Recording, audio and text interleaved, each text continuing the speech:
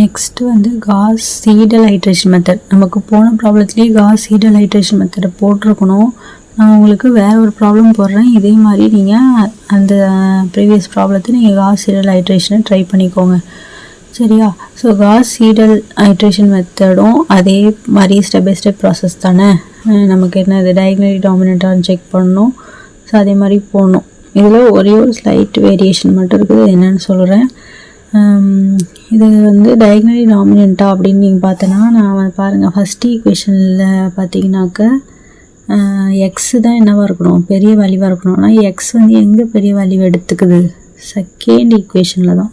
இது வந்து first equation, இது செகண்ட் ஈக்குவேஷன், இது தேர்ட் ஈக்குவேஷன் பேர். அதாவது செகண்ட் ஈக்குவேஷனில் இருக்கிற எக்ஸ் வேல்யூ தான் பெருசாக இருக்குது. அப்போ நான் இதை எங்கே கொண்டு போகணும், ஃபஸ்ட் ஈக்குவேஷனை இன்டர்சேஞ்ச் பண்ணணும்.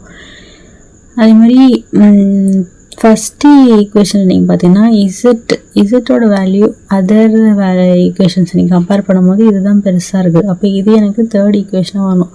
ஸோ இப்போ ஓவராலாக நீங்கள் பார்த்தோன்னா it is not diagonally dominant. So interchanging the equations. So எப்படி இன்டர்சேஞ்ச் பண்ணுறோம் பாருங்கள். ஃபஸ்ட்டு ஈக்குவேஷன் எங்கே போயிடுது,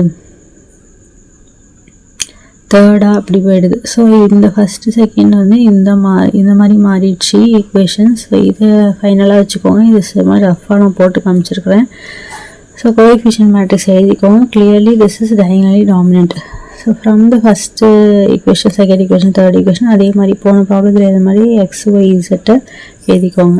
ஸோ காஸ் ஜெகோபிக்கும் காஸ் சீடலுக்கும் ஒரு வேரியேஷன் சொன்னோம் இல்லையா. அங்கே வந்து என்ன பண்ணுவோம், ஃபஸ்ட் ஐட்ரேஷனில் take x equal to 0, Y is equal to 0, z equal 0ன்னு எடுத்துப்போம்.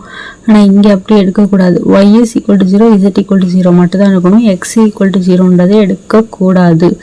ஏன் அப்படின்னாக்க நான் இப்போ ஃபஸ்ட் ஈக்குவேஷனை, அதாவது ஃப்ரம் ஃபோர்த் ஈக்குவேஷனை பாருங்கள். ஃப்ரம் ஃபோர்த் ஈக்குவேஷன்லேருந்து நான் எக்ஸை என்ன பண்ணுவேன், கண்டுபிடிப்பேன் இல்லையா. என்ன பண்ணுவேன், 1/27 இன்ட்டு 85 மைனஸ் இது எங்கே இருக்குன்னா இதோ இருக்குது பாருங்கள் ஃபோர்த் ஈக்குவேஷனில் 1/27 85 minus 6y plus z. So ஒய்யும் இசட்டும் நான் என்ன எடுத்திருக்கேன், 0ன்னு எடுத்ததுனால 85 மைனஸ் 0ன்னு. இதே மாதிரி அடுத்த ரெண்டு ஈக்குவேஷன்ஸை நீங்கள் பார்த்துக்கோங்க. ஸோ இப்போ எனக்கு என்ன கிடைக்குது, எக்ஸுக்கு ஒரு வேல்யூ கிடைக்குது இல்லையா. எக்ஸுக்கு இந்த மாதிரி ஒரு வேல்யூ கிடைக்குது. இப்போது இந்த வேல்யூவை நான் என்ன பண்ணணுன்னாக்க நான் ஃபிஃப்த் ஈக்குவேஷன் அடுத்து நான் என்ன பண்ணுவேன், ஃபிஃப்த் ஈக்குவேஷனையும் நான் என்ன பண்ணுவேன், X equal to 0, Y is equal to 0 அந்த மாதிரி நான் போடுவேன் இல்லையா காஸ் ஜேக்கோபில். இங்கே அப்படி போடக்கூடாது. இங்கே என்ன பண்ணணும்னா, இங்கே நியூவாக ஒரு எக்ஸ் வேல்யூ கிடைக்குது பார்த்தீங்களா, அதை தான் நான் என்ன பண்ணணும்னா ஃபிஃப்த் ஈக்குவேஷனில் சப்ஸ்டியூட் பண்ணணும். So what is our fifth equation, Y is equal to 1/15 72 minus 6 into X minus Z. So இப்போ புதுசாக கிடச்சிருக்க இந்த எக்ஸ் வேல்யூவை தான் இங்கே சப்ஸ்டியூட் பண்ணணும். இசட் இஸ் ஈக்குவல் டு 0 நம்ம ஏற்கனவே எடுத்தது அதே தான் இங்கே எடுத்துக்கணும். சரி, இப்போ ஒய்க்கு ஒரு வேல்யூ கிடைக்குது. நான் ஆல்ரெடி ஒய்க்கு என்ன எடுத்திருக்கேன், ஒய் இஸ் ஈக்குவல் டு 0. இப்போ இந்த ஒய் இஸ் ஈக்குவல் டு 0 எடுக்கக்கூடாது. ஏன்னா எனக்கு புதுசாக என்ன கிடச்சிருச்சு, ஒய்க்கு ஒரு வேல்யூ கிடச்சிருச்சு. ஸோ அப்போது என்னுடைய சிக்ஸ்த் ஈக்குவேஷனில் நான் என்ன பண்ணணும்னா புதுசாக கிடைச்ச எக்ஸ் வேல்யூ, புதுசாக நியூவாக கிடைச்ச ஒய் வேல்யூ, இது எல்லாத்தையும் கொண்டு போய் சிக்ஸ்த் ஈக்குவேஷனில் சப்ஸ்டியூட் பண்ணனாக்க இந்த மாதிரி 1/54 110 மைனஸ் இந்த எக்ஸ் வேல்யூ மைனஸ் இதுன்னு கிடைக்குது. இது எல்லாத்தையும் நீங்கள் கேல்குலேட்டரில் தான் போடணும், சரியா. கேல்குலேட்டரில் நீங்கள் ஃபஸ்ட்டு என்ன பண்ணணுன்னாக்க இந்த ப்ராக்கெட்குள்ளே இருக்குது பார்த்தீங்களா, இதை ஃபஸ்ட்டு போட்டுட்டு அதுக்கப்புறமா இதை டிவைட் பண்ணுங்கள். கேல்குலேட்டரில் இப்படி தான் நீங்கள் போகணும். நான் காசு ஜெகோபியில் சொல்ல மறந்துட்டேன். ஃபஸ்ட்டு இந்த ப்ராக்கெட்குள்ளே இருக்கிறத போட்டுட்டு அதுக்கப்புறம் தான் வெளியில் இருக்கிற இந்த டிவிஷனை செய்யணும்.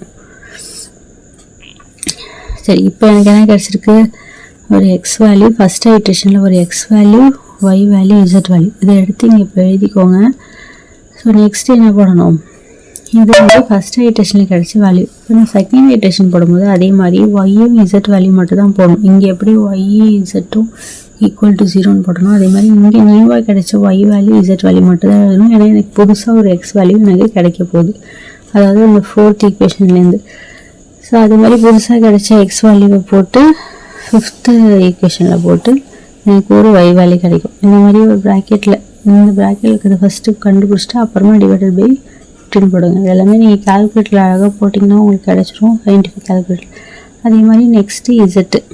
ஸோ இந்த மாதிரி உங்களுக்கு எத்தனை ஐட்ரேஷனுக்கு கிடைக்கிது, செகண்ட் ஐட்ரேஷன், நெக்ஸ்ட்டு அதே மாதிரி தேர்ட் ஐட்ரேஷன்,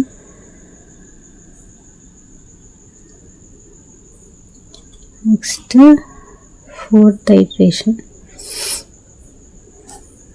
இதில் வந்து ஃபோர்த் ஐட்ரேஷனோடையே நம்ம என்ன பண்ணிடுறோம், therefore the solution isன்னு சொல்லிட்டு சொல்லிடுறோம். ஏன்னாக்க என்னுடைய ஃபோர்த்து ஐட்ரேஷன் கிடைச்ச x value Y value z வேல்யூன்னு பாருங்கள். அதுக்கு ப்ரீவியஸாக கிடைச்ச அதாவது தேர்ட் ஐட்ரேஷன் இருக்குது பார்த்தீங்களா, அதில் கிடைச்ச x value Y value z வேல்யூன்னு பாருங்கள். இது வந்து தேர்ட் ஐட்ரேஷனில் கிடைச்சது, இது வந்து ஃபோர்த் ஐட்ரேஷனில் கிடச்சிது. இது ரெண்டையும் நீங்கள் கம்பேர் பண்ணிங்கன்னா ஏதாச்சும் ஒரு வேல்யூ சேமாக இருக்கும். அதை பாருங்கள், இசட் வேல்யூ சேமாக இருக்குது. ஸோ இது ஏதாச்சும் ஒரு வேல்யூ இந்த மாதிரி சேமாக வந்துட்டாலே நம்ம அந்த ஐட்ரேஷன் ப்ரொசீஜரை ஸ்டாப் பண்ணிவிட்டு என்ன எழுதினோம், therefore the solution is x equal to y is equal to z is equal to எழுதி ப்ராப்ளத்தை கம்ப்ளீட் பண்ண வேண்டியதான். ஸோ இதில் ஏதாச்சும் டவுட்னா என்கிட்ட கேளுங்க. ஓகேவா? தேங்க்யூ.